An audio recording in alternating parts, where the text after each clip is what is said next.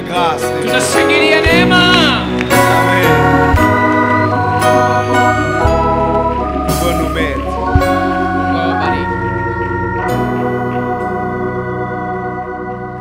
Gloire soit rendue à notre Dieu. Utukufu murudilie Mungu wetu. Nous vous saluons dans le nom merveilleux de notre Seigneur Jésus. Tunawasalimu ndani ya jina nzuri la Bwana wetu Yesu. Alors dis à celui qui est à côté de toi comment évoluent les eaux profondes. Ambia naye kuwa pembeni yako namna gani maji ya vilindi yanaendelea. Est-ce que tu as atteint le profondeur? Je, umefikia vilindi? Alléluia. Amen. Matthieu chapitre 3. Mathayo sura 3. Nous lisons le verset 13 jusqu'au verset 17. Tunasoma shairi la 13 hadi 17. Tusome kwa jina la Yesu. Wakati yule Yesu akaondoka Galilaya na kufika kwenye mto Yordani. Akamwendea Yohane kusudi abatizwe naye. Lakini Yohane akamkatalia akimwambia, "Ni mimi ninayepaswa kubatizwa nawe, namna gani unakuja kwangu?" Lakini Yesu akamjibu, "Ukubali kufanya hivi sasa, kwa maana ni kwa njia hii tutatimiza mambo yote yanayokuwa ya haki mbele ya Mungu." Basi Yohana akakubali. Yesu alipokwisha kubatizwa na kutoka ndani ya maji, mara moja mbingu zikafunguka, na akamwona Roho wa Mungu akishuka kwa mfano wa njiwa na kukaa juu yake. Na sauti ikasikilika toka mbinguni ikisema, "Huyu ni mwanangu mpendwa, ninayependezwa naye." Amina. Amen. 1 Chronique 12. Mambo ya siku ya kwanza 12. Si nous lisons le premier verset et le 32e verset, nous comprenons. Le premier verset dit, voici ceux qui se rendirent auprès de David lorsqu'il était encore éloigné de la présence de Saül, fils de Kis. Il faisait partie des vaillants hommes qui lui prêtèrent leur secours pendant la guerre. Et on commence à donner la liste de ces gens-là. Et au verset 32, on donne une catégorie de gens. On dit des fils d'Issachar qui savaient discerner les temps pour comprendre ce que devait faire Israël. Wana wa Isakari ambao walikuwa wanajua kuelewa alama za nyakati ili wajue Israeli itafanya nini. Amen. Amina. Nous parlons aujourd'hui de notre dernier mystère, leo tunazungumzia siri yetu ya mwisho, attaché à une vie qui donne essence, qui a essence devant le Seigneur. ambayo inambatana na maisha yaliyo na thamani mbele za Bwana. Tout homme, toute femme kila mwanaume, kila mwanamke qui va avoir une vie qui a essence, qui compte devant Dieu, ambayo atakuwa na maisha yaliyo na mafaa, yaliyo na maana mbele ya Mungu, il doit vraiment faire face à ce que nous appelons la réalité de l'identité. Deuxièmement, il doit faire face à cette réalité que nous avons appelée directive divine. Hier, nous parlons du troisième, l'onction divine. Et à la fin, nous voulons parler du mystère de la saison. Na kwa mwisho tunatafuta kuzungumzia juu ya siri ya nyakati ama wakati. Alléluia. Amina. Ça veut dire quoi? Inamaanisha nini? L'utilité d'un homme mafaa ya mwanadamu est mesurée dans le temps. Inapimwa ndani ya muda. Amen. Amina. Je vais parler de 3 points très rapidement. Nitazungumzia nukta 3 haraka. Je vais donner quelques 3 vérités importantes Nitautoa ukweli 3 sur la saison. Juu ya nyakati. Et je vais parler de quelques 4 actions qu'un homme utile doit poser par rapport au temps. Nitazungumzia vitendo 4 vya muhimu ambao mtu anapaswa kufanya kufuatana na muda. Et à la fin, je vais montrer ce que Dieu fait dans les saisons des hommes qui sont utiles. Na kwa mwisho nitaonyesha ile ambao Mungu anafanya ndani ya nyakati za watu walio na mafaa. Parlons de vérité parce que ça permet déjà de définir ce que nous sommes en train de dire. Tuzungumzie kwanza ukweli sababu inafasiria ile ambayo tuko tunasema. La première vérité c'est que ukweli wa kwanza ni kwamba la beauté de quelque chose, urembo wa kitu fulani, en tout cas par rapport à Dieu, kufuatana na Mungu kabisa, dépend du temps. Unalingana na muda. C'est pourquoi la Bible dit, na ndio maana Biblia inasema Dieu Mungu fait chaque chose anafanya kila kitu bonne njema à son kwa temps. wakati wake. La beauté de quelque chose, Uzuri wa kitu fulani, la valeur de quelque chose, thamani ya kitu fulani, je veux dire même l'acceptation de quelque chose, nitasema hata kubaliwa kwa kitu se fulani mesure par rapport au temps favorable. unapimiwa kufuatana na muda mzuri. La Bible nous parle du temps favorable. Biblia inatuzungumzia muda unaofaa. Tous les temps ne sont pas favorables. Wakati zote hazifai. Tous les temps ne sont pas favorables. Wakati zote hazifai. Et toutes les actions Na kila vitendo ne vyote sont pas bonnes. haviko vizuri. Une action peut être bonne à 12 heures Kitendo moja naweza kuwa nzuri et kwa être saa 6 mauvaise za asubuhi, à 16 heures. na pa saa 10 na kuwa vibaya. Si vous posez une bonne action Ukitenda tendo nzuri au mauvais kwa moment, wakati mbaya, vous perdez l'utilité. unapoteza mafaa yake. Alléluia. Amen. Le but de cet enseignement, c'est en fait que nous puissions arriver à un niveau Lengo la mafundisho haya ni où kwamba nous tufike agissons kwa au pamoja, bon moment, ambao tunatumika kwa wakati mzuri, où nous avons compris ambapo tumeelewa que même le Dieu que nous servons, il est le Dieu des temps. ya kwamba Mungu tunayemtumikia ni Mungu wa wakati. Il y a des choses quand vous les ratez dans leur temps, Kuna vitu unavyovikosa kwa wakati wake, vous avez des difficultés. utakuwa na shida. Dieu fait chaque chose bonne Mungu anafanya kila kitu dans kizuri un temps favorable. ndani ya wakati mzuri. La même chose peut être faite ailleurs Ile kitu inaweza Dans kufanyika un autre nafasi moment, nyingine ndani ya wakati et ne mwingine, pas avoir la même valeur. na haitakuwa na thamani moja. Amen. Amina. Et même ça doit gérer nos relations. Na hii inapaswa kuongoza hata na Ça mahusiano doit zetu. gérer notre ministère, Inapaswa kuongoza huduma yetu, notre vocation. wito wetu. Vous savez, les gens qui sont utiles à Dieu, Najua watu walio na mafaa kwa Mungu ils ont une mission de ni Dieu watu ambao wana kazi ya au Mungu, milieu du peuple de Dieu, miongoni mwa watu wa au Mungu, milieu des familles, miongoni mwa jamaa, dans des entreprises. ndani ya makampuni, Ils portent des missions de Dieu. na wanakuwa na kazi ya Mungu, Mais vous ne pouvez pas accomplir la mission de Dieu na huwezi kutimiza kazi ya sans Mungu comprendre ce que la Bible appelle les temps favorables. bila kuelewa ile ambayo Biblia inasema wakati mzuri.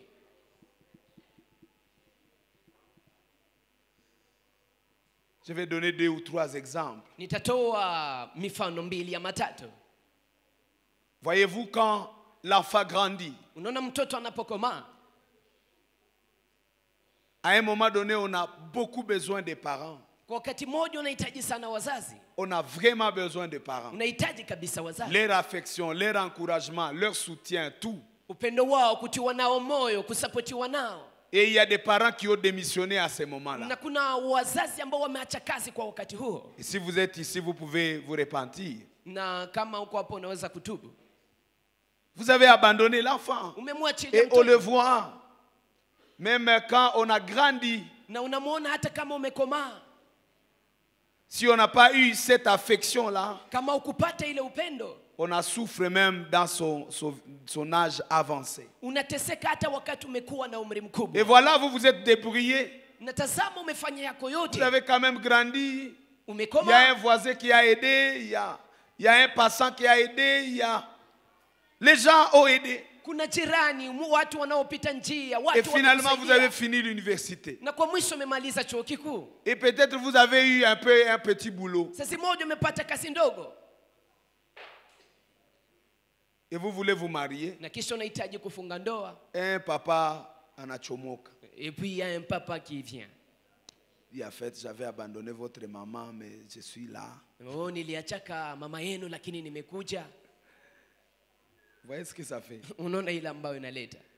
Bon, on va le recevoir, mais qu'est-ce qu'il va encore faire? Tutampokea lakini atafanya tena nini? Il peut s'impliquer dans l'organisation du mariage, mais vous sentez que c'est un mauvais moment. Anaweza jiingiza ndani ya uongozi wa ndoa hiyo, lakini unagundua ya kwamba ni muda mbaya. Il y a des moments dans la vie Kuna wakati où maishani les gens ont besoin de toi. ambapo watu Si wanakuhitaji, tu viens après, ça ne vaut na rien. ukikucha baadaye haina Il y a maana un yote. moment où les gens ont besoin de ton aide. Kuna wakati ambapo watu wanahitaji Parfois, msaada les wako. $1 que tu peux donner à quelqu'un, Mara dola moja unayoweza kumpatia mtu aujourd'hui leo peut avoir une grande valeur inaweza kuwa na thamani kubwa que les 1000 dollars que tu lui donnerais demain. kuliko 1,000 ambayo utampatia kesho. Je suis sûr que quand notre président de la République passait ici pour les campagnes électorales, Nayo hakika ya kwamba rais wetu alipopita hapa kwa ajili ya kufanya kampeni, si quelqu'un lui donnait à ce moment-là 10 000 dollars, ça serait trop. kama wakati ule mtu angempatia dola 10,000 ingekuwa nyingi C'était sana pas kwake. facile. Haikukuwa rahisi kwake. Mais aujourd'hui, si vous lui donnez ça, il peut ne pas voir ça. Il peut seulement dire, donnez ça au protocole, je vais voir ça et puis... Lakini leo kama unampatia anaweza kuwa hata igusa hata anakuambia ipatia watu wengine. Il faut agir au bon moment. Inaomba kutenda kwa wakati mzuri. Il y a des moments où on a besoin de toi. Kuna wakati wanapokuhitaji. C'est le moment opportun. Na ni wakati Quelqu'un, il est mzuri. dans les moments difficiles. Mtu yuko ndani ya wakati Il a mgumu. besoin d'une compagnie à ce moment-là. Anahitaji wa kumsindikiza kwa wakati huo. Alors, si tu ne viens pas à ce moment-là, Sasa kama ukuja kwa wakati huo, le moment-là est passé. wakati huo umepita. Alors, quand il est à plein travail, le day est passé, tu viens, tu dis vraiment, je voulais passer la journée avec toi. Sasa Il dit, wakati non, non. anaanza tumika mchana Là, mzima j'ai na beaucoup de choses, je suis en train d'arranger mes rapports. Ce n'est plus le temps. Sasa ninakuwa na vitu nyingi kazi. La nyingi beauté natengeneza d'une ripoti action yangu. Uzuri wa tendo s'inscrit dans le temps. unaingia ndani ya wakati. Les hommes utiles, Watu walio na mafaa, les hommes qui ont une vie qui compte, watu walio na maisha iliyo na mafaa savent lire le temps. wanajua kugundua Et muda ils posent des actions dans ce temps-là. na wanatenda vitendo ndani ya Et wakati c'est huo. ce temps-là Na ni wakati huo qui valorise les actions. ambao unaleta thamani kwa vitendo wanavyovitenda. La valeur de l'action, Thamani ya kitendo c'est dans le moment.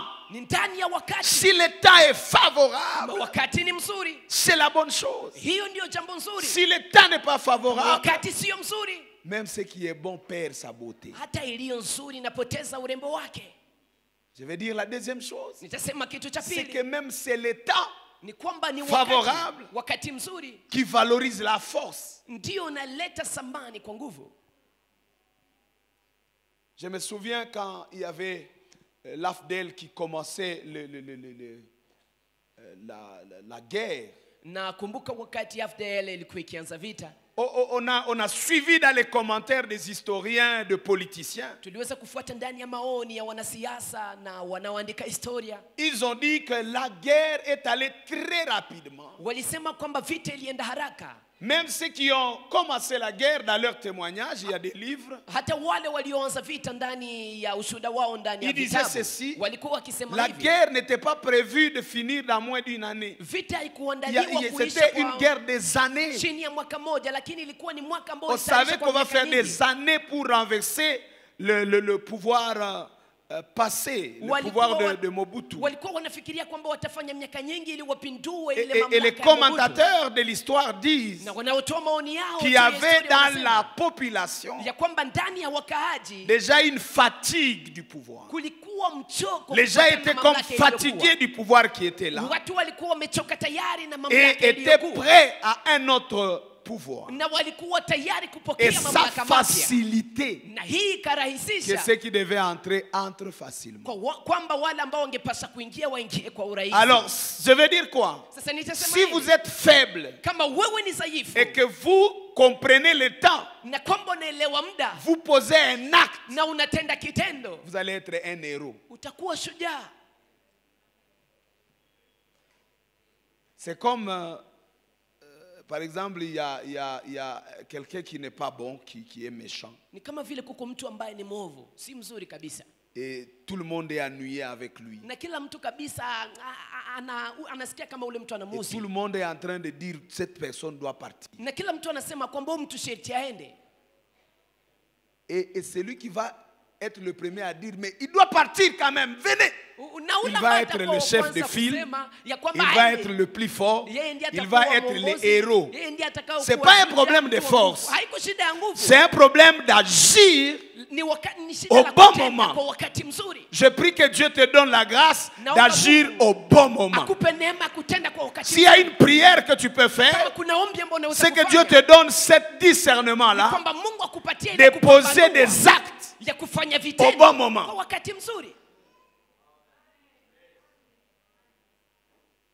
Dieu nous insère dans son temps. Mungu anatuingiza ndani ya Dieu wakati wake. nous amène dans son temps. Mungu anatuleta ndani ya Et wakati quand wake. nous entrons dans le temps de Dieu, Tunapoingia ndani ya wakati wa nous Mungu, bénéficions de la gloire de Dieu. tunafaidia utukufu wa Mungu. On raconte l'histoire d'un homme Wanahadithia historia C'était juu ya un mtu homme de mmoja. Dieu. Ilikuwa ni mtu wa Mungu. et il priait pour son église. Na alikuwa anaomba kwa ajili ya kanisa lake. L'église ne décollait pas, les gens, Kanisa lilikuwa aliendelea. ça ne se multipliait pas. Na watu walikuwa waongezeki. Pourtant, il était intègre et il priait. Ijapo alikuwa mtu mkamilifu na Et pendant akiomba. un moment de prière, Dieu lui dit, Na wakati wa maombi siku moja Mungu kamwambia, je vais multiplier ton église. nitaongeza watu kanisani L'église mwako. va grandir Kanisa litakomaa de manière extraordinaire. kwa En staajabu. un clin d'œil, tu vas voir l'église. Kwa ghafla utaona kanisa likiongezeka.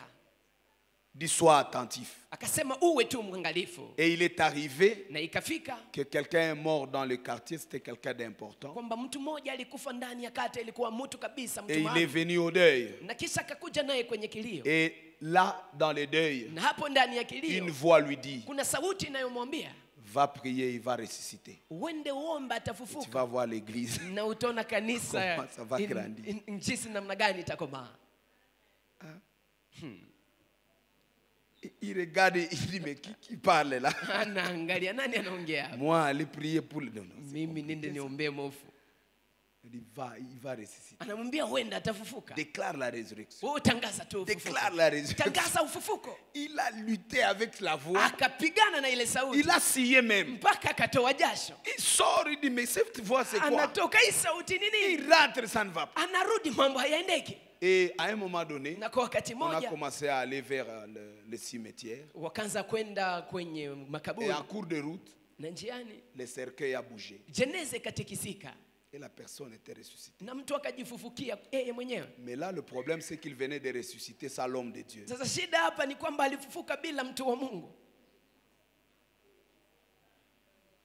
Vous savez, tout ce que nous faisons là, Unajua yote tunayoifanya hapa, nous entrons dans les scénarios de Dieu. tunaingia ndani ya vituko vya Mungu. C'est Dieu qui fait. Ni Mungu ndiye anatenda. Tunaingia mukale ka utukufu. Et nous entrons dans cette gloire-là. C'est Dieu qui guérit. Ni Mungu ndiye anapona. Mais le privilège que je peux avoir, c'est de proclamer ça. Na fursa ambayo naweza kupata ni kuitangaza tu. Quelqu'un dit que voilà, je suis guéri. Na kisha mtu anasema Mais celui tazama qui guérit, nimepona. c'est Dieu. Na anayeponya Et ni si Mungu. je fais le gros dos de ne pas le déclarer, il va le faire sans Nikifanya moi. kiburi bila kuisema, yeye ataifanya bila mimi. Et cet homme, quand on était en train de célébrer que l'autre est ressuscité, lui commençait son deuil. Na ule mtu walipoanza kushangilia jinsi ule mtu amefufuka, yeye Dieu voulait l'introduire dans le cortège de la Mungu gloire. alitafuta kumwingia ndani ya wale wanaosindikiza utukufu. Nous entrons dans le cortège de la gloire de Dieu. Tunaingia ndani ya wanaosindikiza Quand nous utukufu wa acceptons Mungu. d'entrer dans le temps de Dieu, Tunapokubali kuingia ndani ya le muda wa temps de Mungu. Dieu, Muda wa Mungu. même dans le ministère, Hata ndani ya huduma. tout le temps ne sont pas le temps de miracle. Wakati zote sio wakati wa miujiza. Tout le temps ne porte pas la gloire de Dieu de la même manière. Wakati zote asibebe utukufu wa Mungu kwa Tout le namna temps moja. ne transporte pas la même gloire. Wakati zote asipeleke Il y a un utukufu temps kwa namna où la moja. gloire est dans l'enseignement. Kuna wakati ambapo utukufu upo Il y a ndani un ya temps où la mafundisho. gloire est vers la prière. Kuna wakati ambapo utukufu uko ndani Il y ya a un maombi. temps où la gloire est là dans le calme. Kuna wakati ambapo utukufu uko ndani ya kimya. Et il faut lire les temps. Na inaomba kujua kusoma vizuri muda. Alléluia. Amen. Parfois, nous, prédicateurs et les choristes, Mara sisi les modérateurs, waimbaji, nous avons waongozi wa perdu ibada, beaucoup de miracles comme ça. tumepoteza miujiza nyingi na Parce que nous sommes derrière nos répertoires. sababu tuko nyuma ya ile Nous ambayo sommes tumepanga. derrière nos papiers, les points, je dois terminer mes Tuko points. nyuma ya vikaratasi Et vyetu, parfois la gloire de tunataka Dieu kusimamisha. descend au premier point. Na mara utukufu wa Mungu unashuka kwa nukta ya kwanza. Et comme je suis attaché à ce que je préparais, Na jinsi ninaambatana ile Je ambayo fais taire nimetayarisha. Ninainyamazisha. moi j'ai vécu ça plusieurs fois, Mimi nimeishi muda mwingi. où il y a, tu sens que Dieu est là, maintenant il peut faire quelque chose. Na unasikia kwamba Mungu iko Non, hapa non, anaweza non. kufanya kitu. Utakuya nyuma, Tu vas on termine venir d'abord après. ça. Tunamaliza kwanza hii. Et puis quand tu arrives à ce temps-là, Na kesho unapofika kwa tu muda dis huu, allez voilà, on va prier maintenant. nasema tutaomba Inakauka. sasa. Hakuna tena. C'est sec, il y a Tu essaies de prière. forcer, il n'y a rien. Unapima kukaza lakini hakuna kitu. Ceux qui ont été vaillants, waliokuwa ceux qui washujaa, ont été puissants, waliokuwa wenye ce uwezo, sont ceux qui sont entrés dans la saison de Dieu. wale ambao Ils wameingia sont ndani ya entrés wakati wa dans les Mungu. temps de Dieu. Wameingia ndani ya Quand wakati nous wa Mungu. entrons dans les temps de Dieu, Wanapoingia ndani ya nous mkoa wa Mungu, jouissons de la dotation de Dieu. tunafurahia Nous vipaji vya jouissons Mungu. de la grâce de Dieu. Tunahisi neema ya Mungu. Nous entrons dans la gloire de Dieu. Tunaingia ndani ya utukufu Dieu, wake. il est dans les temps. Mungu iko ndani ya muda. Il fait chaque chose à son temps. Anafanya kila kitu Il dit, njema il y a kwa un wakati temps wake. pour tout. Anasema kuna wakati kwa ajili ya kila Bien-aimé, kitu. Mpendwa, il y a un temps pour être utile. kuna wakati kwa ajili ya kuwa na mafaa. Il y a un temps où ta grâce peut être voulue. Kuna wakati ambapo neema yako inaweza kuhitajiwa. Il y a des moments où on a besoin de toi. Kuna wakati wanakuhitaji Si tu fais les gros dos, na ukifanya tu kiburi viendras après et on n'a plus besoin de toi. utakuja baadaye hawakuhitaji tena Tu ne seras plus utile. na utakuwa tena na mafaa. Tu peux avoir la même grâce, Unaweza kuwa na neema hiyo hiyo, les mêmes atouts, unaweza kuwa na uwezo les huo, mêmes choses à offrir. unaweza kuwa na vitu hivyo hivyo Mais vya quand kupata. le temps de les offrir passe, Lakini wakati wa kuvitoa tu les inapita. offres après, on n'en a Unavitoa plus besoin. baadaye hawavihitaji tena. Gloire soit rendue à notre Dieu. Tukufu mrudilie Mungu La wetu. troisième vérité, Ukweli wa tatu c'est que la mission s'inscrit dans le temps. ni kwamba kazi inaingia ndani ya muda, Dans le temps. ndani ya muda. Si Dieu dit c'est le temps Mungu de akisema bâtir le temple, hiyo ndio muda wa kujenga hekalu, offrez au Seigneur. toleeni Bwana. Vous n'allez pas dire moi je vais offrir l'année prochaine. Hautasema mimi nitatoa mwaka kesho. Il y a un temps où Dieu refuse les offrandes. Kuna wakati ambapo Mungu anakataa sadaka. Quand on construisait le tabernacle, Walipokuwa wakijenga les hekalu, enfants d'Israël sont venus. wana wa Israeli Ils walikuja. amenaient. À un moment donné, Wakaleta sadaka kwa Moïse dit wakati non, mmoja. ça suffit. Musa akasema yatosha. Le reste, vous pouvez garder. Inayobaki On ne prend muweke. plus d'offrandes. Hatuchukue tena sadaka. Il y a un temps Kuna wakati pour la mission. ambapo tunaweza Il kufanya y a une vizuri. saison Kuna wakati pour être ili utile. kwamba uwe na mafaa. Tu ne peux pas dire oh non, moi, Hauwezi kusema mimi je vais commencer à servir Dieu nitaanza kumtumikia quand Mungu j'aurai tel âge. wakati nitakuwa na mwaka fulani. Dieu peut ne pas avoir besoin de Mungu toi anaweza kuwa kuhitaji tena wakati ule, à ce moment-là. kwa wakati huo. Tu peux rapporter la vocation. Unaweza kuahirisha Tu peux ile wito rapporter wako. l'appel. Unaweza kuahirisha wito Un wako. peu comme tu dis à Dieu, bon, kazi yako inichunge. Ni kama vile tu dis à Dieu que ton travail m'attend. Mais Dieu, il a des gens. Mungu ana watu. Tu vas t'étonner que Dieu a trouvé d'autres personnes Na et qu'il ne sera utashangaa plus Mungu utile. amepata watu wengine. C'est Hautakuwa très na bon mafaa. Ni vizuri de lire le temps. kujua kusoma Les muda. gens qui sont utiles, Watu walio na la mafaa. vie qui compte devant Maisha Dieu, yaliyo na thamani c'est mbele une za vie Mungu. qui s'inscrit dans le temps. Maisha ambayo unaingia ndani ya muda. L'homme qui a une vie qui compte devant le Seigneur, Mwanadamu aliye na maisha Il yaliyo pose na des mbele za actes Mungu, anatenda vitendo par rapport au temps favorable. kufuatana na wakati mzuri. Alléluia. Amen. Les gens autour de nous Watu wanaotuzunguka n'ont pas toujours besoin de nous. hawatuhitaji kila mara, Ils ont besoin de nous pour des moments. wanatuhitaji Et ils ont besoin de nous à ces moments-là. kwa wakati fulani na wanatuhitaji kwa wakati Et huo. quand nous comprenons ces moments-là, Na tunapoelewa nous wakati devenons huo, une bénédiction pour eux. tunageuka baraka kwa Que ajili Dieu yao. te donne d'être une consolation au moment Acha favorable, Mungu akupatie huo d'être faraja un kwa wakati appui mzuri. au moment favorable, Mtu wa kusaidia kwa d'être wakati un wa soutien kufaa. au moment favorable. Mtu wa kusapoti kwa wakati Il ne faut mzuri. pas venir dire non, vraiment, maintenant nous venons soutenir Hayombo ton kuja ministère useme, alors sasa que Ishak tunakuja- Aruka. Unakia soutenir lui, tu veux endelea. Tu veux soutenir les choses qui ont déjà Quand on évolué. était dans la boue là, on cherche même quelqu'un qui dit courage. Tu Wakati n'étais pas tulikuwa là. mavumbini, Il y a des moments où tunahitaji celui mtu qui est à wa kukutia côté de toi, moyo. il a juste besoin que tu lui dises courage, frère. Kuna wakati ambao iko pembeni Ça yako, va nataka aller. kuambie kuwa na juhudi, Et jipe quand moyo, tu mambo finis de lui yatendeka. dire ça, c'est comme si l'ange lui a parlé. Na unapomaliza kumwambia vile ni kama malaika ndiye ameongea Dis, naye. ah non, vraiment. Ndiyo Et kabisa. il peut te témoigner après. Na baadaye anaweza kushuhudia. Tu dis, mais c'est quoi ça? Nasema hii ni Quand, nini? quand j'étais dans des moments difficiles, Nilipokuwa ndani wakati mgumu, tel m'a vraiment soutenu. fulani kabisa Qu'est-ce que je alinisapoti. faisais? Nilikuwa nikifanya nini? Tu parlais de petites choses, de petites Ulizungumzia choses. mambo Au madogo, bon moment, lakini quand kwa il en wakati avait mzuri, besoin. wakati aliyahitaji. Amen. Amen. Alléluia. Amen.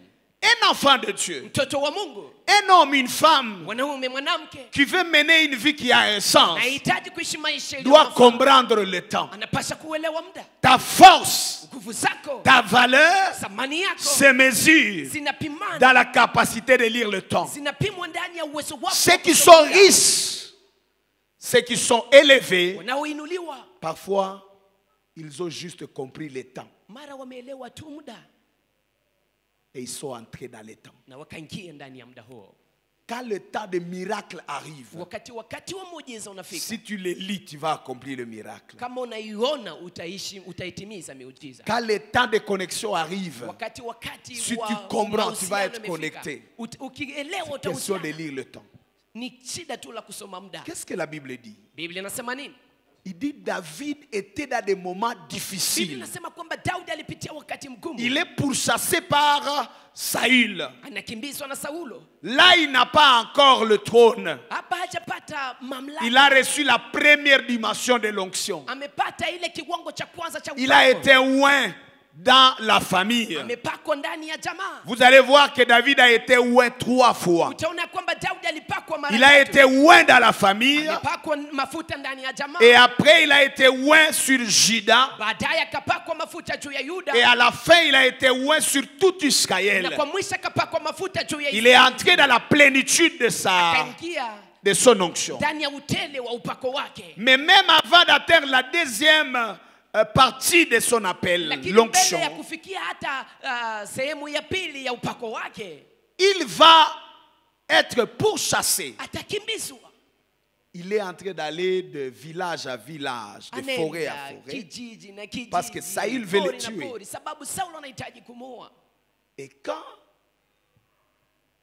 il arrive dans une caverne, Na anapofika ndani ya shimo il y a moja, des gens qui ont vu la royauté à David kuna watu walioona ufalme ndani ya Daudi et qui ont commencé à approcher David. ambao walianza kumkaribia Daudi. Et j'aime ce que la Bible dit. Na napenda sana ile ambayo La Bible dit, voici les hommes Biblia inasema tazama watu qui fortifièrent David. ambao walimtia Daudi nguvu. Il y a même des versions qui disent Kuna hata maandishi les yanayosema hommes qui ont fait que David soit roi. watu waliofanya kwamba Daudi awe mfalme. Au-delà de l'onction, Zaidi ya upako, au-delà de l'appel, zaidi ya wito, il y avait des gens kulikuwa qui ont watu soutenu David ambao walimsapoti Daudi et qui ont donné à David des na victoires. ambao walimpatia Daudi ushindi. J'aime ce que la Bible dit. Napenda ile ambayo Biblia inasema. On dit qu'il y avait parmi ces gens-là, Wanasema miongoni mwa watu hao si vous lisez tout le chapitre, mkisoma sura nzima, on va vous donner des gens qui étaient forts. watawaambia À watu terme waliokuwa na de nguvu bataille. kufuatana na Il y kupigana a par vita. exemple un homme, on dit, il prenait une flèche, Kuna mtu ambaye alitoa mshale moja, il projette la flèche. anatupa tu Ça mshale traverse 300 personnes. na hiyo mshale inavuka watu Sur le champ de 300 bataille. kwenye shamba la mapigano, Et puis ça pénètre. na kisha inaingia Trois, ça kabisa. wanakufa. Watu 300 wote wanakufa kwa Un dakika coup. moja. Et on dit, il y avait des gens comme ça qui étaient à côté de Na David, anasema kulikuwa watu kama qui hao ont fait walikuwa que karibu na David Daudi, soit roi. ambao walifanya Là, kwamba on Daudi parle awe de la force physique. hapa wanaongelea nguvu za On mwili, parle des hommes qui étaient costauds, forts. wanaongelea watu waliokuwa na nguvu, shujaa. Mais on arrive à un homme ici, Lakini wanafika kwa mtu mmoja la hapa, tribu d'Issachar. ambao ni kabila la Isakari. La tribu d'Issachar. Kabila la Isakari. On dit il y a eu des fils d'Issachar Anasema kuna wana wa qui Isakari sont venus ambao walikuja, appuyer David. ambao walikuja kumsupport Des Daudi. hommes Ni watu qui ont fait que David soit roi. ambao walifanya kwamba Daudi awe mfalme. Des hommes Watu qui ont fait que l'onction de David ambao walifanya kwamba upako wa Daudi retrouve son sens. ipate maana yake, Qui ont fait que ambao walifanya la kwamba vie de David maisha ya Daudi soit une vie qui compte devant Dieu. yawe maisha yaliyo na mafaa mbele za Mungu. Actes des apôtres nous dit ceci. Matendo ya Mitume inatuambia hivi, David, Daudi après avoir, kisha à son temps, kwa wakati wake accompli toutes les volontés de Dieu, akatimiza mapenzi yote ya Mungu, il mourut. akakufa. David a accompli toutes les volontés de Dieu. Daudi alitimiza mapenzi yote ya Mungu. David a accompli le plan de Dieu. Daudi alitimiza mpango wa Mungu. Mais on nous dit, Lakini pour wanatuambia accomplir ce plan, kwamba atimiza il mpango y avait huo, des hommes forts qui étaient à kulikuwa côté watu de wenye lui. nguvu waliokuwa pamoja naye, Mais il y avait aussi des gens lakini kulikuwa pia qui watu avaient l'intelligence du ambao temps. walikuwa na akili ya wakati. Dis avec moi, Dieu donne-moi l'intelligence du temps. Sema pamoja nami, Mungu nipe akili ya wakati. L'intelligence du temps. elimu ama akili ya Une wakati. église qui doit monter doit avoir la connaissance du temps. Kanisa ambalo linapaswa kupanda linapaswa kuwa na elimu ya Une muda. entreprise qui doit monter doit avoir l'intelligence du temps. Kampuni ambayo inapaswa kuendelea inapaswa kuwa na elimu ya muda. L'entrepreneuriat tourne autour de la connaissance du temps. Uundaji wa makampuni yote Où on repère le yanaenda besoin pamoja dans son environnement. na kujua muda ambapo unaona shida, On tatizo repère ndani les ya opportunités. mazingira. Unatazama fursa Et les opportunités sont liées au temps. na fursa zinaambatana na muda. Les opportunités sont liées aux saisons. Fursa zinaambatana na nyakati, Et si vous ne lisez pas le temps, na kama hujui kusoma muda vous allez aller amener le tricot. utaleta Ça vient pendant le moment de la sécheresse. shati, utaleta triko na inakuja wakati kuna joto Vous n'allez pas vendre. na hautauzisha. Il n'y a pas de démons. Hakuna mapepo, Il y a seulement confusion dans les temps. lakini umechanganyikisha tu muda. Vous allez attendre que la pluie arrive Utangoja mvua ifike pour commencer à vendre. ili kwamba uanze kuuzisha Entre mipia ça, vous zako, allez payer les loyers pour les dépôts na à cause de l'ignorance que vous avez. utapanga nyumba ili kwamba uweke ile mipia sababu haukujua muda. David est puissant. Daudi ana nguvu. David réussit. Daudi anafaulu. Pas seulement parce qu'il y a des hommes qui sont forts, Hapana sababu tu kuna watu walio na nguvu, mais ils comprennent le temps. lakini ni watu wanaoelewa muda. Seigneur, aide-nous à connaître le temps. Bwana tusaidie kuelewa muda. Donnez-nous l'intelligence du Utupatie temps. akili ya muda. Les hommes utiles Watu walio na mafaa connaissent le temps, wanajua muda, comprennent le temps, wanaelewa muda, discernent le temps. wanatazama muda. Ceci pouvait dire, mais vous ne savez pas lire le temps. Yesu angepaswa kusema hamjui C'est ça kutazama le muda. problème. Hiyo ndio shida. Alléluia. Amina.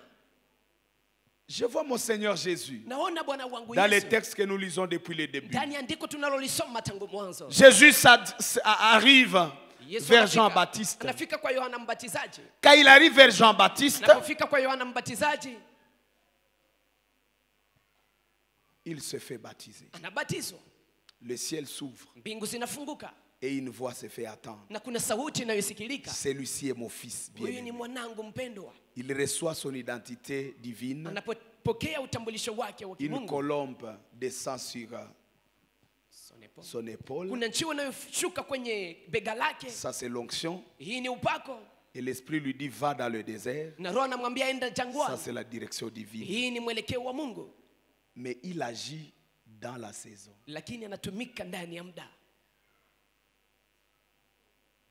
Ça, c'est la première action d'un homme dont la vie compte. Hii ni kitendo cha kwanza cha mtu ambaye maisha Là, yake ina je mafaa. parle des 4 actions d'un homme Nazungumzia par vitendo rapport nne aux saisons. ya mtu kufuatana na nyakati. La première action, Kitendo cha c'est kwanza s'inscrire dans les saisons divines. ni kujiingiza ndani ya nyakati za Mungu. Nous ne pouvons pas réussir, bien-aimés, dans le Seigneur, Hatuwezi kufaulu wapendwa ndani ya si Bwana nous n'apprenons pas à nous inscrire. kama tujifunze Je kujiingiza. parle de l'inscription. Hapa nazungumzia Je kujiingiza. parle de l'intégration. Hapa nazungumzia Vous kujiingiza. vous intégrez dans le temps de Dieu. Unajiingiza ndani ya muda wa Vous Mungu. vous intégrez dans la Unajiingiza saison de Dieu. ndani ya wakati wa Mungu. Vous ne pouvez pas être utile à Dieu Hauwezi kuwa na mafaa kwa sans Mungu l'intégration. bila kujiingiza. Il y a des saisons que Dieu a Kuna fixées. nyakati Mungu alizoziweka. Il y a des saisons dans l'église. Kuna nyakati kanisani.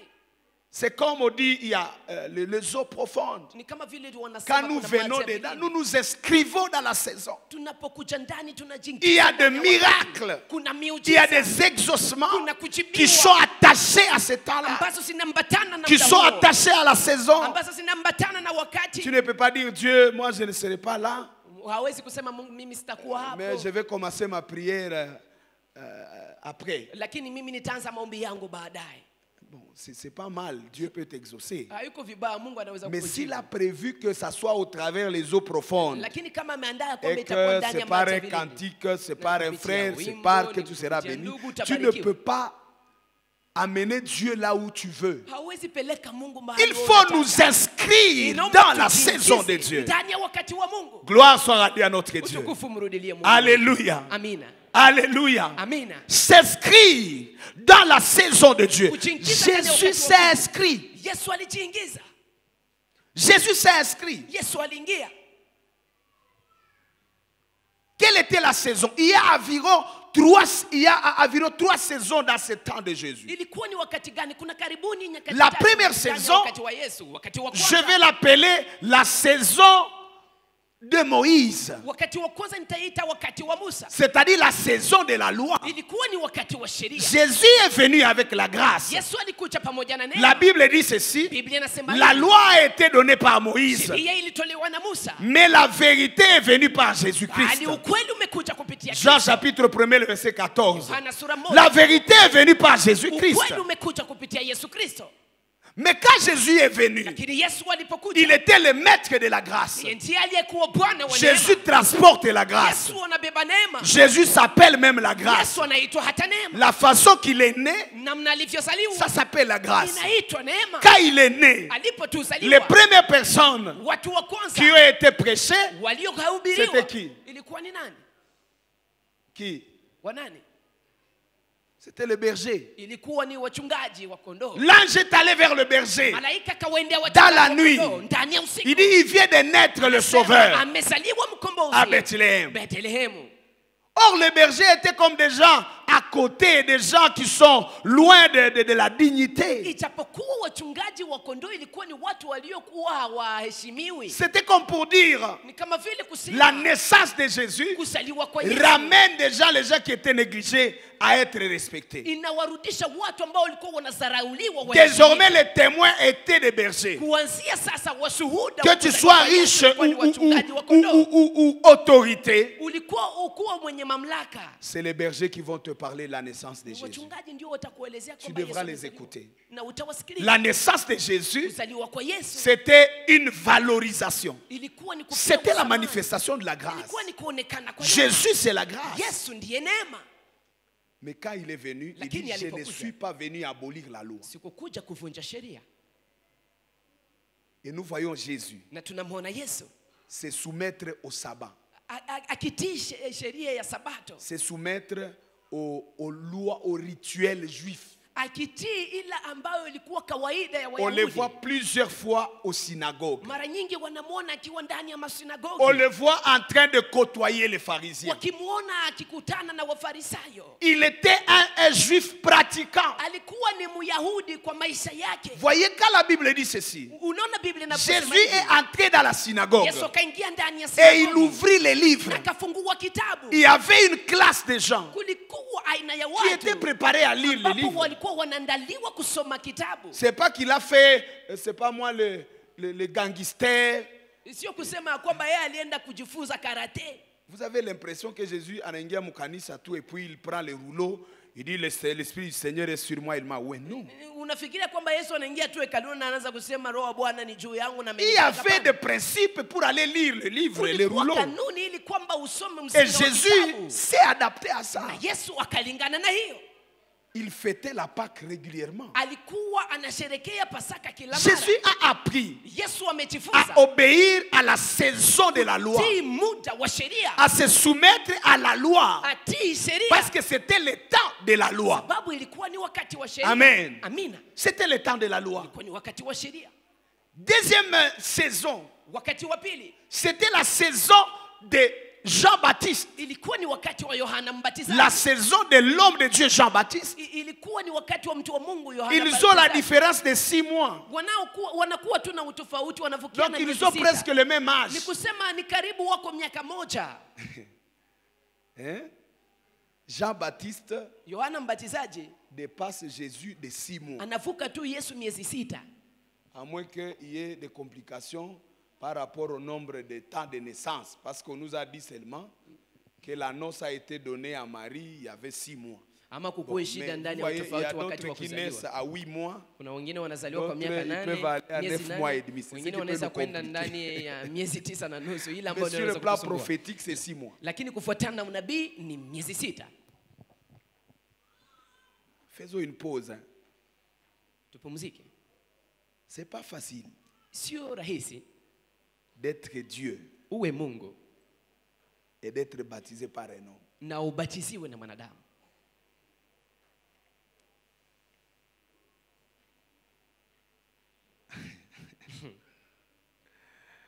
Alléluia. Amen.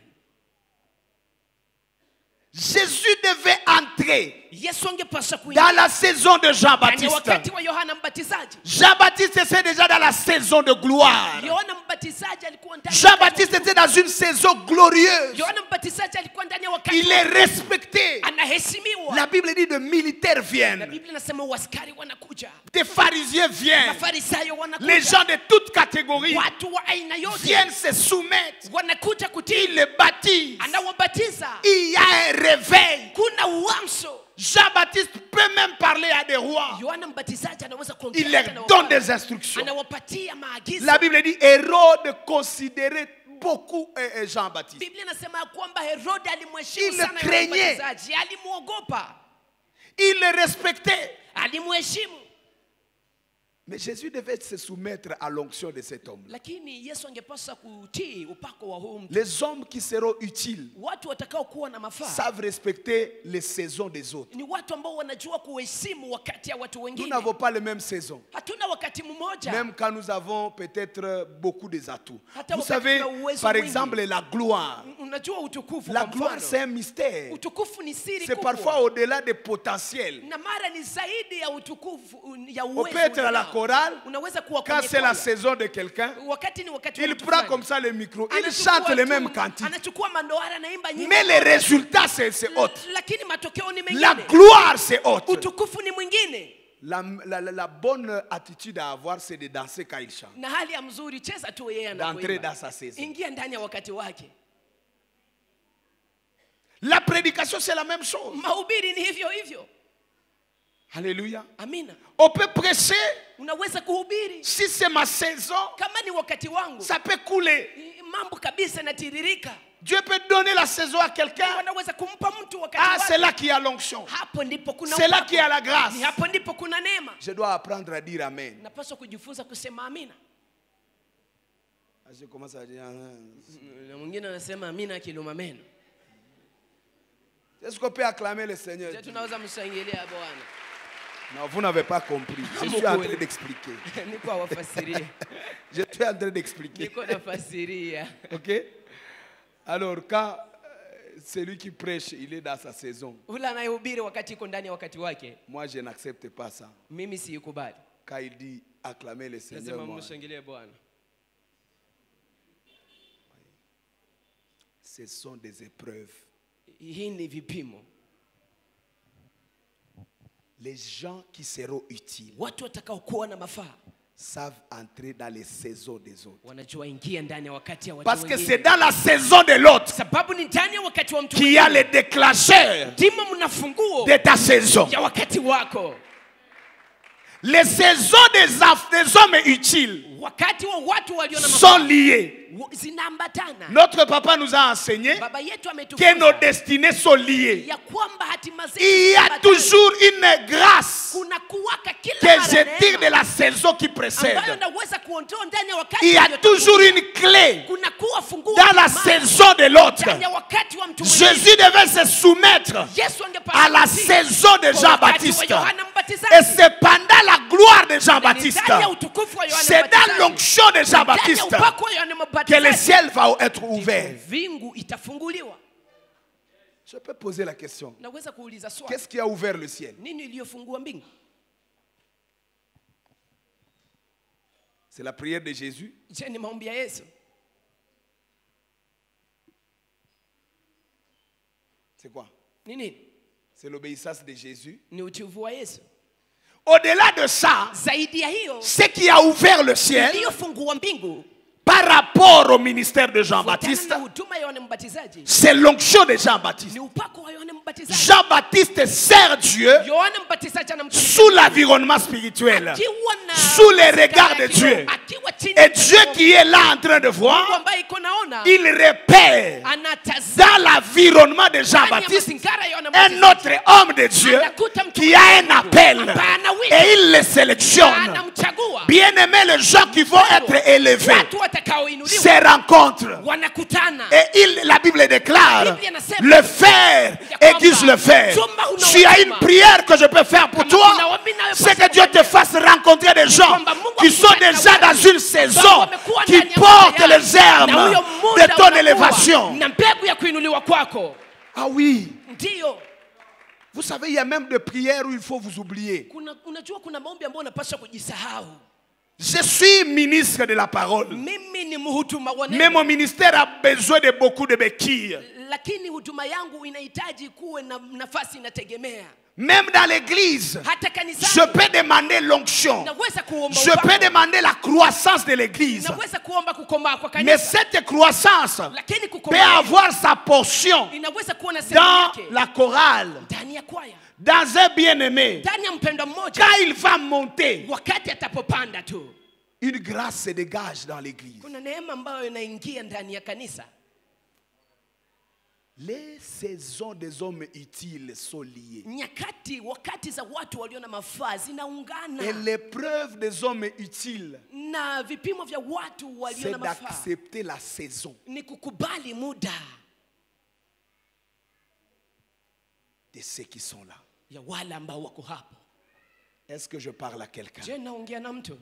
Jésus s'inscrit dans la saison d'élévation de Jean-Baptiste. Il reconnaît que Jean-Baptiste est un homme de Dieu, est un homme ouin. C'est l'homme du temps, c'est l'homme du moment. Bien-aimé, nous ne sommes pas utiles à tout moment. Il y a des temps où Dieu dit, c'est celui-ci qui est utile pour tel but. Et il faut accepter d'entrer dans sa saison pour déclencher quelque chose. J'aime l'humilité de Paul. Non, de Pierre plutôt. Pierre dit ceci. Il dit Paul est en train de donner des enseignements que nous ne comprenons pas. Il dit ceux qui sont enfants dans la foi, ils ont du mal à capter Paul. Mais il a la révélation de Dieu. Acceptons ça. Et Pierre, pourquoi tu arrives à cette dimension? C'est ça. Il n'a pas été avec nous, avec Jésus. Mais la grâce que Dieu lui donne de comprendre le mystère de la parole, nous devons accepter ça. C'est ce que j'appelle entrer dans la saison de l'autre. Dans les entreprises, acceptez de voir une entreprise qui brille. Approchez-vous de cette entreprise. Puisez la connaissance de ce qui les fait briller. Le problème des Africains, c'est que tout ce qui brille doit être tué. Que Dieu nous délivre de cet esprit dans le nom de Jésus. Avec des moments de prière comme ceux-ci, on ne doit pas garder des esprits comme ça. Ce sont des esprits qui ne permettent pas la montée. Il y a comme un esprit noir qui est attaché. Même dans les familles. Tout ce qui évolue, celui qui évolue, on cherche son côté faible. On les massacre, on les critique. Et on tue ce qui fait la force. Les sorciers ne mangent que ceux qui ont réussi. Voyez-vous? Vous revenez de l'Europe, oh non, je viens d'étudier. Vous rentrez au village, je viens saluer les gens. On vous mange.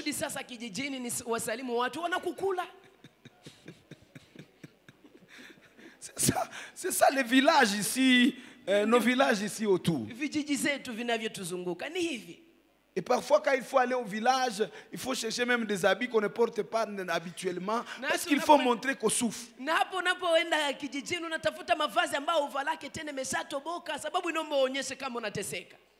Tout ce qui brille doit être tué, doit être... Et que Dieu nous aide. Il y a de gloire qui doivent précéder. Et ça doit être mutuel. Ce n'est pas que, voilà, Sio kusema Jésus s'inscrit dans la saison de Jean-Baptiste et Jean-Baptiste laisse là en train de dire oui, Yohana mbatizaji anamkanyagia kwanza kati. uleta hapa dime Il hapa. faut amener ta dimi. Jean-Baptiste n'a pas fait ça. Yohana mbatizaji hakufanya hivyo. Voyez comment je vais appeler ça featuring ou quoi de Jésus et Jean-Baptiste. Unaona hii mapambano ya Yesu. Jean-Baptiste, Jésus vient, il s'insère dans la saison de Jean-Baptiste. Il dit non, homme de Dieu, baptise-moi. Il était de sa famille, il y avait des parentés. Ce n'est pas facile de vous faire baptiser par quelqu'un de votre famille. La Bible dit nul ne prophète chez lui. Bon, et puis l'âge, ils sont proches 6 mois. Il est possible même qu'ils jouaient ensemble.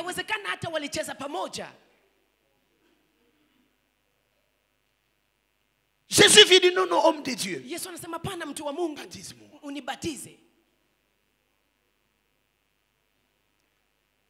Pourquoi tu fais ça, Jésus? Parce que Dieu a dit.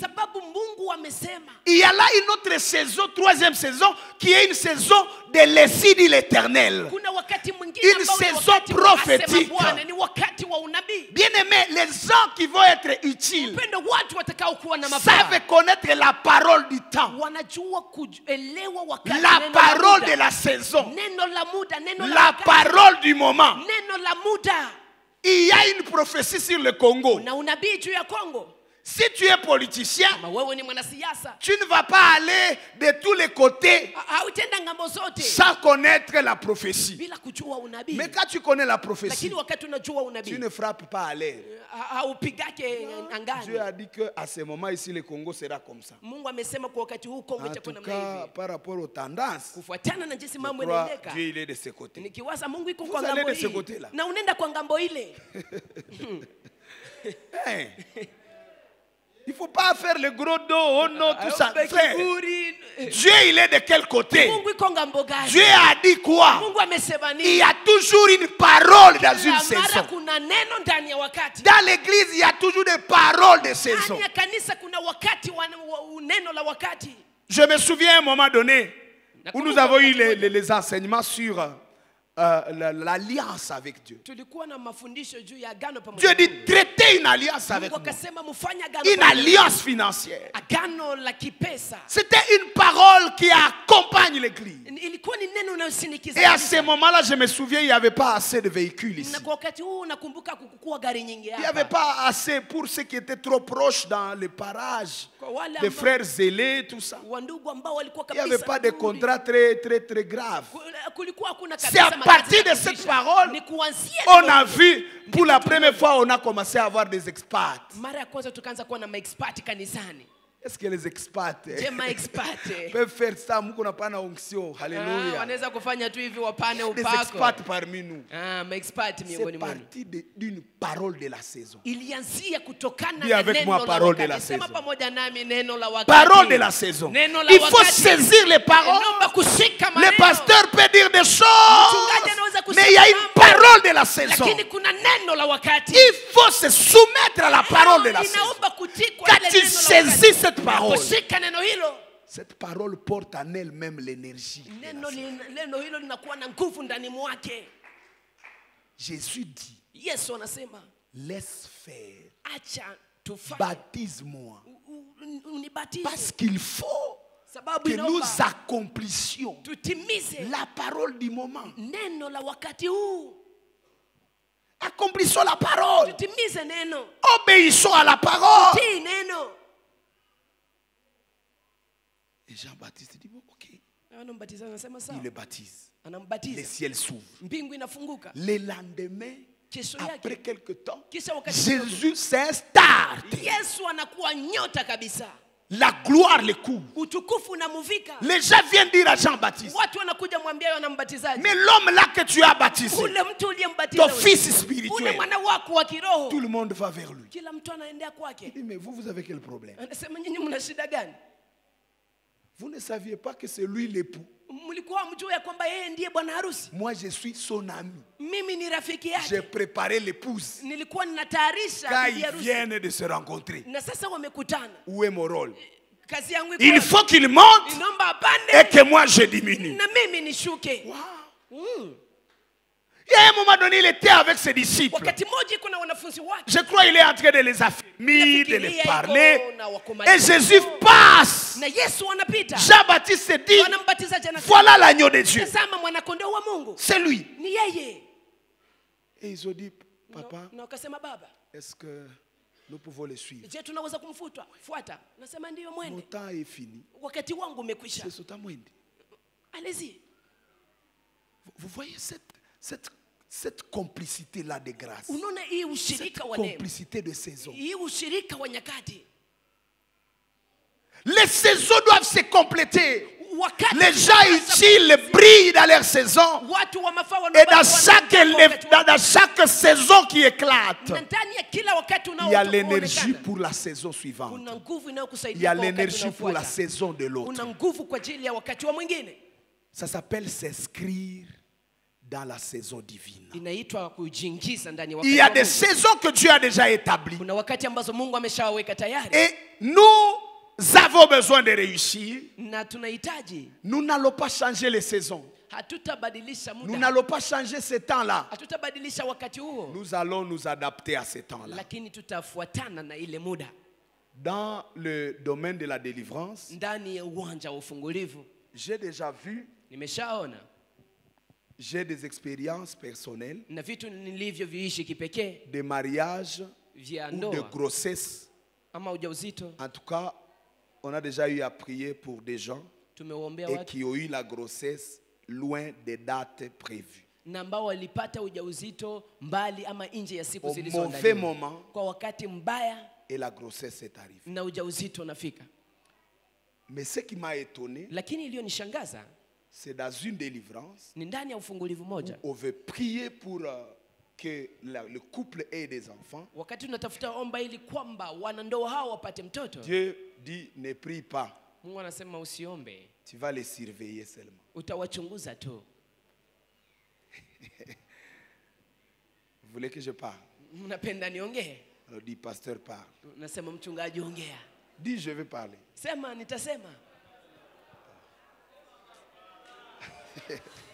Alors là, je ne prie pas. Je demande le calendrier. Comment est ton calendrier?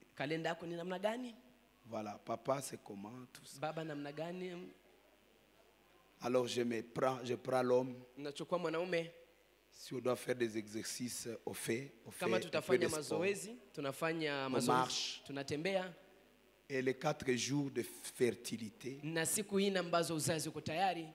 je viens dormir chez eux.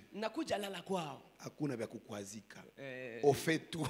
On se rassure que ces gens dorment en paix. Et puis banazala. Et puis ils auront des enfants. Bila maombi. Parce qu'il y a des démons qui savent, qui n'ont plus la capacité de vous toucher de l'intérieur. Ils vous délocalisent de la saison. Vous agissez au mauvais moment. Vous laissez les bons moments. En fait, ce couple a fait beaucoup de temps. Et le diable a aveuglé leurs yeux. Au point qu'ils sont toujours énervés à la bonne saison de fécondité.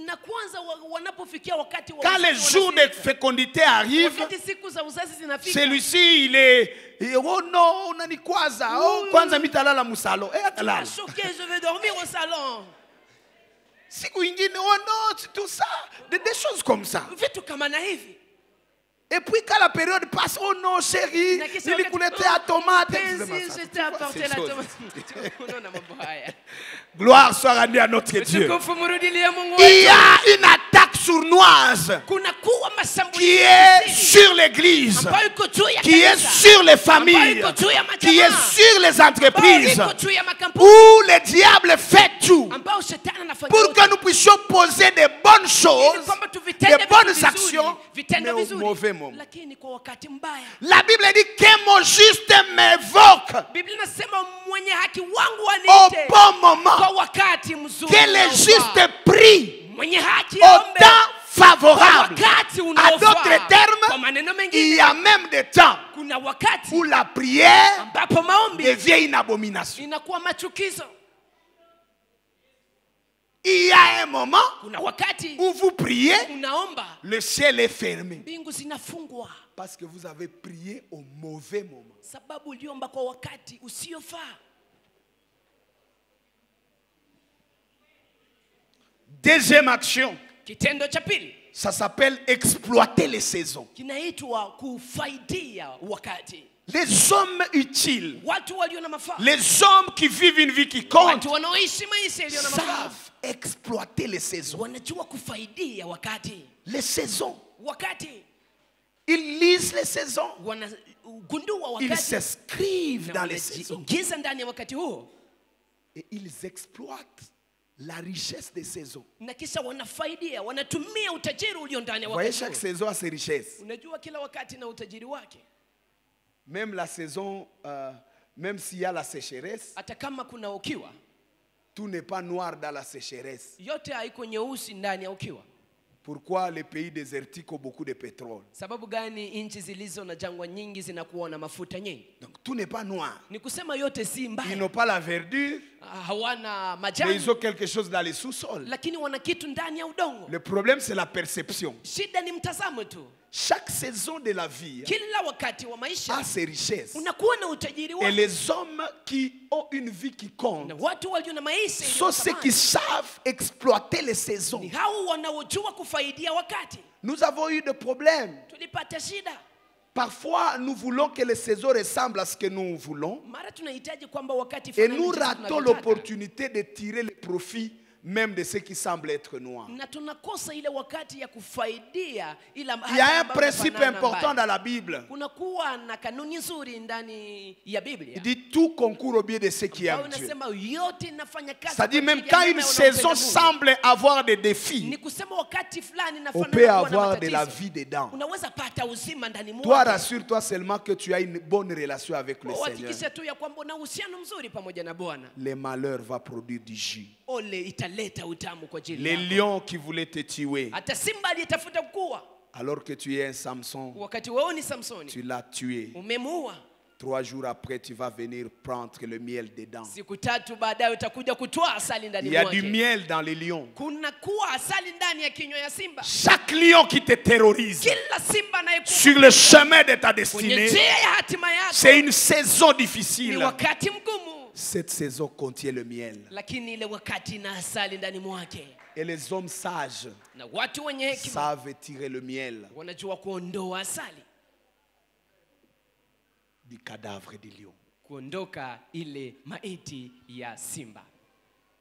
Dieu ne changera pas tout ce qui nous terrorise. Mungu hatabadilisha yote inayotuogopesha, Il demandera que nous puissions maîtriser ça par la sagesse. lakini ataomba kwamba tuweze tawala hiyo kupitia Je hekima. suis en train de voir l'homme de Joseph. Niko namuona Yusufu. Joseph arrive, Yusufu anafika, on l'appelle, wanamwita, on lui dit Joseph, wanamwambia Yusufu, le roi a eu un songe. mfalme amepata ndoto. Là nous sommes dans Genèse chapitre 40 et 41. Hapa tuko ndani ya Mwanzo 40. Joseph doit interpréter le rêve de Pharaon. Hapa inaomba Yusufu atafsiri ndoto ya Farao. Le rêve parle de saisons. Ndoto hii inazungumzia nyakati. Il dit à Pharaon, Namwambia Farao, le rêve que tu as eu, ndoto ulioipata qui s'est répété, ambao signifie la même chose. inamaanisha kitu C'est qu'il y kimoja. aura 7 années Ni d'abondance kusema kutakuwa miaka 7 ya utajiri qui seront suivies de 7 années de famine. na itafuatiwa na miaka 7 ambayo itakuwa njaa. Et l'année de famine seront très fortes Na hizi miaka za njaa au point zitakuwa que l'abondance na va nguvu être sana. oubliée. Na hata ile utela ambao mlikuwa mmekuwa nayo itasahuliwa. Et il dit, Na nasema cherchez les hommes sages tafuteni watu wenye qui hekima vont gérer ambao watatawala les temps de la richesse. wakati wa utajiri Et ils vont garder na watachunga, à telle sorte que na hata les produits, matokeo ama mazao les bonus de matokeo l'abondance ya ile vont couvrir utajiri itafunika la sécheresse. wakati wa C'est ce que ukiwa. j'appelle exploiter, Hii ndio nayoita kufaidi, gérer, kuongoza, contrôler, maîtriser les saisons. kutawala, kushikilia Les nyakati. hommes qui ont une vie qui compte Watu walio na maisha iliyo na ne sont thamani pas des gens qui cherchent à tout moment des solutions surnaturelles. Ils respectent les saisons de la vie. Et ils essaient de gérer les saisons. Ils essaient de tirer les bénéfices des saisons brillantes pour gérer les saisons de chaos. C'est ce que Joseph a fait. L'utilité de Joseph, il a été utile à Dieu. Il a été utile à tout l'Égypte. D'ailleurs, la Bible dit que toutes les nations venaient de tous les coins pour se ravitailler en Égypte. Vous voyez, une vie qui a été utile, comme la vie de Joseph. Mais Joseph n'a jamais fait 40 jours de jeûne pour ça. Je suis sûr, je ne crois pas que je peux me tromper. Si c'est moi qui avais vu ces rêves-là, on me dit 7 années d'abondance, 7 années de famine. Je devais organiser 7 jours de renversement des années de famille. Combat spirituel. Dans le nom de Jésus, nous brisons la première année. Allez, brisons la première année. Nous entrons à la deuxième année. Libérez la grâce.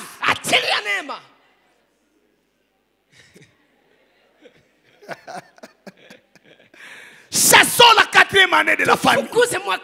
Alléluia. Amen. Et on chasse, on détruit l'année, on la ligote, on la jette dans les lacs. Et puis finalement, je devais dire, allez, prolongeons l'année d'abondance.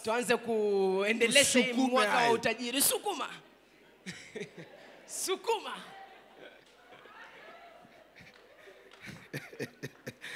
Ça s'appelle combat spirituel. Et c'est biblique. Mais Joseph n'a jamais dit à Pharaon, gênons. Joseph n'a jamais dit à Pharaon, cherche des hommes de prière. Il a dit, cherche des gens utiles, qui contrôlent les saisons, qui lisent les saisons, qui voient les temps qui sont mauvais. Ils ne sont pas inquiétés par ce qui terrorise. Ils exploitent leur intelligence. Réfléchissent. Le sang de Jésus n'a pas effacé nos cerveaux. La Bible ne dit pas que le sang de Jésus est venu effacer les capacités. La Bible dit c'est efface les péchés. Il ne faut pas amener le sang de Jésus dans votre cerveau. Si ça entre là-bas, c'est pour la restauration, c'est pour le renouvellement. Je prie que tes capacités soient vivifiées dans le nom de Jésus de Nazareth. Il y a des moments où on doit voir les saisons, les maîtriser.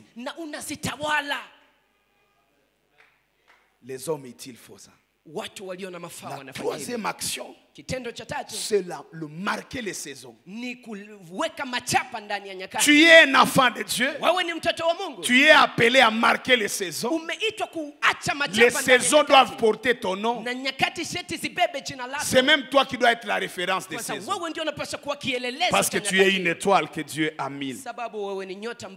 La Bible dit au 4e jour, Dieu a créé les étoiles, les luminaires.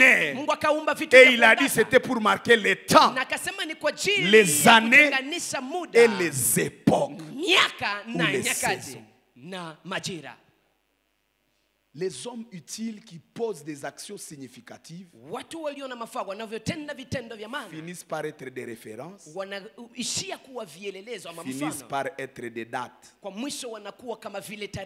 Abraham voyait, on lui a montré des généalogies, des descendances. On dit la première descendance, c'est comme les sables de la terre. On parlait là des enfants biologiques. Mais on lui a dit compte les étoiles du ciel. Là, on parlait de la progéniture spirituelle. Et je te dis que tu fais partie de cette progéniture spirituelle. J'ai dit, tu es une étoile dans ces moments. Tu es une lampe. C'est pas moi qui l'ai dit. C'est la parole de Dieu. Tu es destiné à briller et à marquer le temps. Quand tu arrives dans un quartier, les sorciers savent qu'il y a une lumière qui est entrée. Même quand tu n'as pas d'argent, il y a quelque chose qui se passe sur le plan spirituel. J'entends quelqu'un dire, je suis une étoile. J'entends quelqu'un dire, je suis une étoile. Parce que tu es appelé à éclairer, à marquer le temps. Ce n'est pas la bataille. Tu n'es pas en train de dire, voilà, je cherche à être sur la montagne. La Bible dit que vous êtes la lampe de la terre et la lampe ne peut pas être cachée sous la table. Alors Dieu a dit que nous sommes des lampes. Comme ça je monte sur la table. Non. C'est ce que tu fais qui constitue une montagne. Même quand tu es caché, même quand on peut te mettre sous ces trucs ici, si tu as une vie qui compte, la vie qui compte va constituer une montagne pour toi.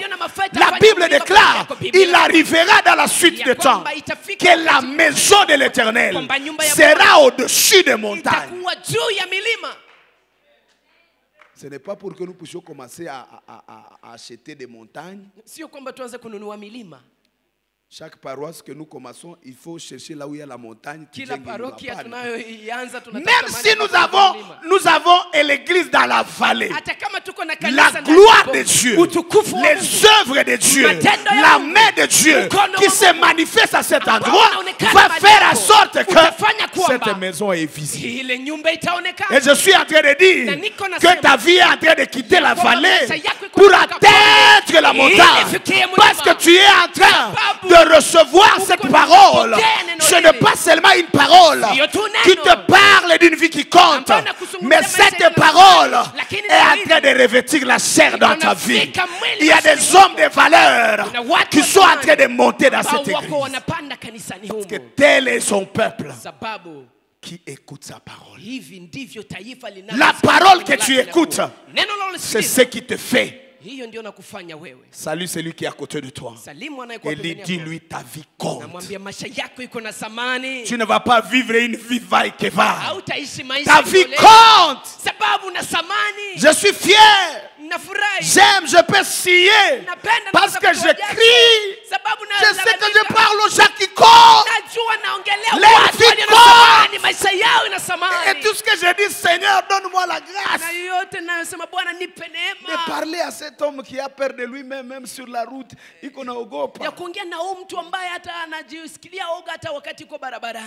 Quand vous marchez à 5 h du matin, tu marches là à côté.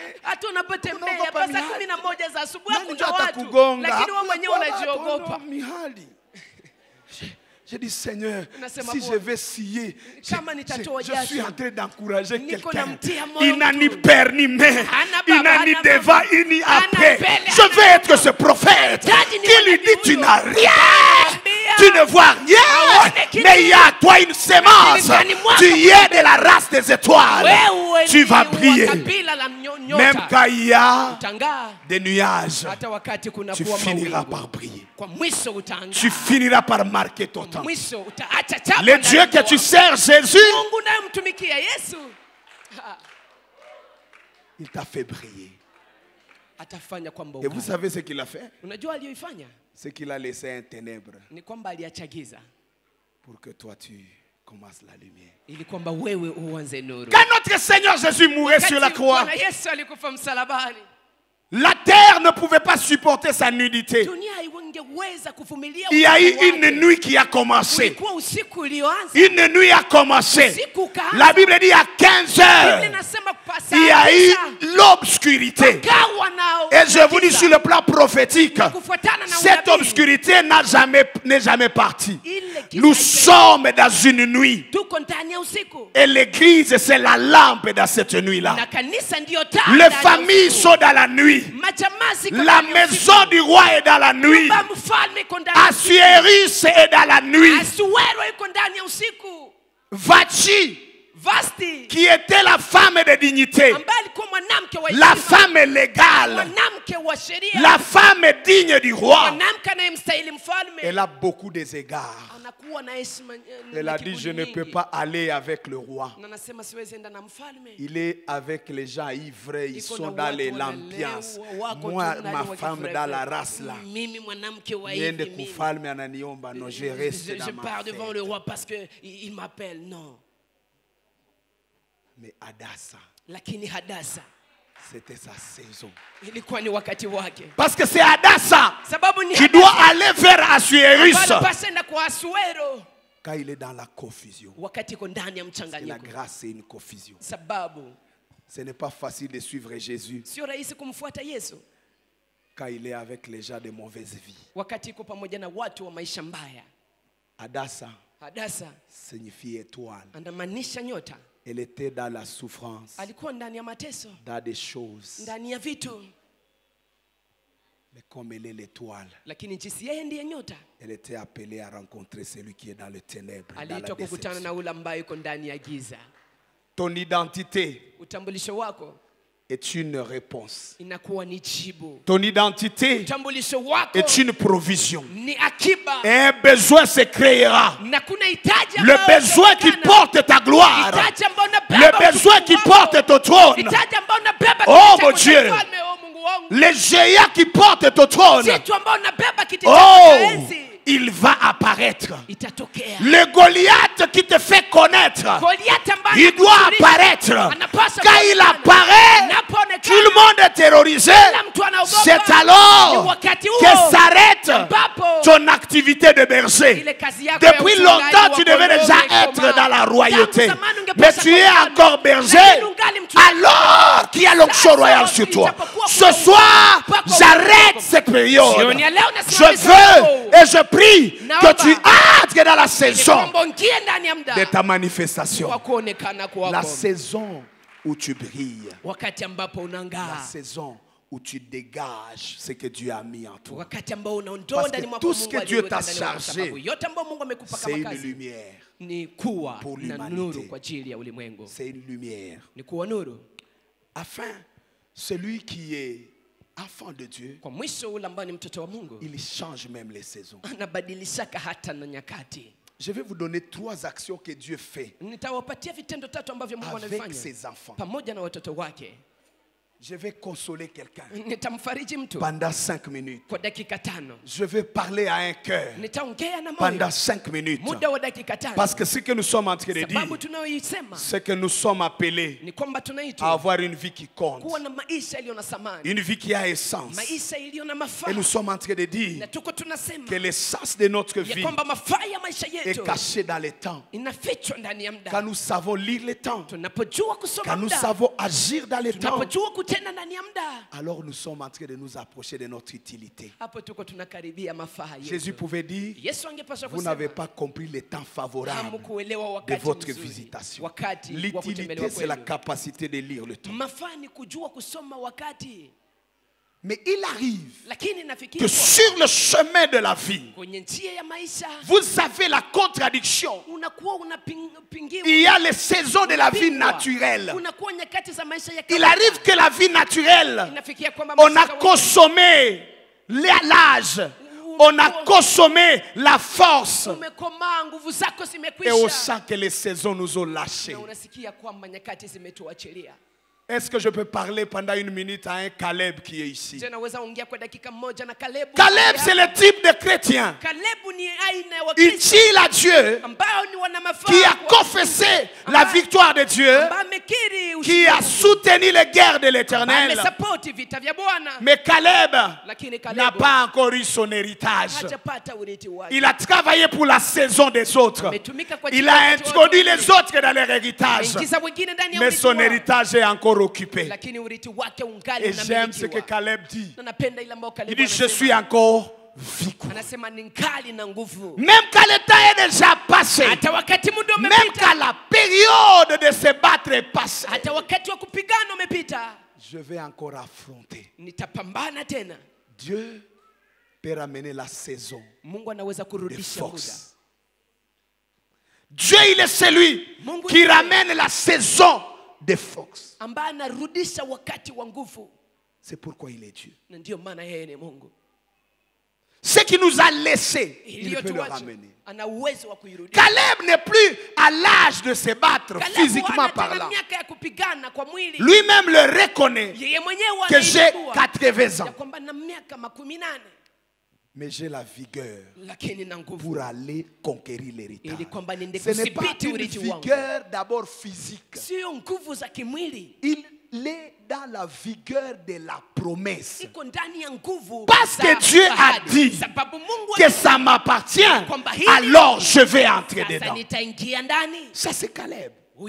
La deuxième chose que Dieu fait pour les gens qui ont perdu la force, ou alors pour les gens dont la vie compte pour Dieu, ce sont les Josué qui doivent finir la bataille. Je prie que le Seigneur te donne une victoire totale, une victoire écrasante, une victoire définitive. Je veux que Dieu te donne la grâce d'atteindre Rehoboth, là où l'ennemi s'arrête. Il ne sait plus te poursuivre. Je vois l'homme de Josué. Il est en train de prier. Dans la bataille, ils sont en train de se battre pendant la journée. Dis avec moi pendant la journée. Pendant la journée, ils sont en train de se battre. Et la bataille est acharnée. Au point que 18h arrive. Mais les ennemis sont encore là. Ils sont faibles. On est en train de les tuer, mais ils sont nombreux. Et puis c'est comme si les ténèbres viennent les sauver. La saison favorable est en train de toucher à sa fin. La saison de victoire est en train de toucher à sa fin. La saison de gloire est en train d'annoncer sa fin. L'homme de Josué se lève. Il dit, soleil, arrête-toi. Ça s'appelle prolongation de la saison de victoire. Je prie que Dieu accorde à quelqu'un une prolongation de la saison d'utilité. Dieu peut prolonger ta saison d'utilité. Ne quitte pas le temps de poser des actes utiles sans avoir égorgé l'ennemi jusqu'à la fin.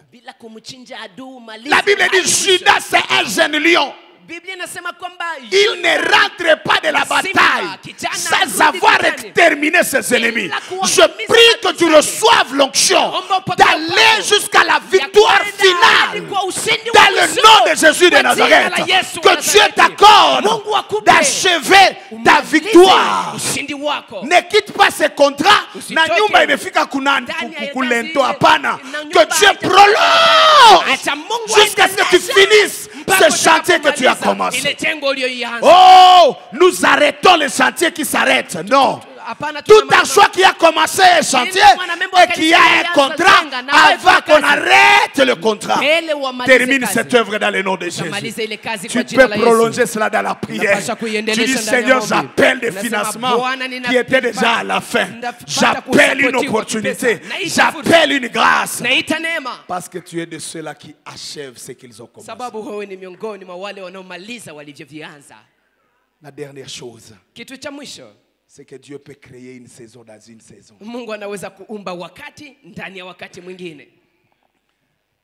Et je prie que Dieu fasse ça pour quelqu'un. Pierre, il est dans la prison. Il fait noir. C'est la saison de la nuit. C'est la saison des malheurs. Ni wakati wa ole. La Bible dit un ange vint. Biblia inasema malaika akaja. Et la Bible précise qu'il y a eu une grande lumière. Si je parle dans un autre langage, je vais dire il y a eu un jour dans une nuit. Un jour dans une nuit. Pendant la période de la nuit, Dieu est capable d'introduire un jour dedans. Pendant une saison de malheur, Dieu est capable d'introduire une journée. Il a amené la lumière. Il a dit Pierre, lève-toi. Allons-y. Que Dieu donne ça à quelqu'un. Que Dieu donne ça à quelqu'un. Tu sais que tu es au bout. Il n'y a pas d'issue. Mais le Dieu que tu sers, il est le Dieu qui crée l'opportunité là où il n'y en a pas. Il est le Dieu qui crée le temple. Il crée le temple même dans une baleine. Il crée une chambre de prière dans la mer, dans les poissons de la mer. Je vois Jonas. Il dit je te louerai, oh Dieu. Je sais que je verrai le temple, mais ici, je peux prier. Jonas, tu es où? Je suis dans l'intestin du poisson. Mais tu parles à Dieu, il dit oui. Est-ce qu'il y a de l'oxygène là-bas? Il dit je ne sais pas ce qui se passe. Mais Dieu a créé un temple dans les seins de la mer. Que Dieu te crée un temple là où on a dit que c'est la fin de ta vie. Que Dieu te crée un temple. Que Dieu te crée un temple. Même quand tu es là où on t'a jeté, comme Daniel, dans parmi les lions, force aux lions. Vous pensez que Daniel faisait quoi là-bas? Les premières 10 minutes, les lions ne les mangent pas. Ça vient vous lui frotter. Ça s'appelle quoi? Ça s'appelle un jour dans une nuit.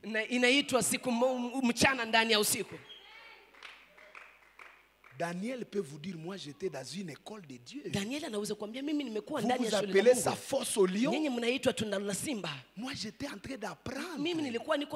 Je n'avais jamais touché les lions dans ma vie. J'ai pensé que Dieu, il est de l'aventure.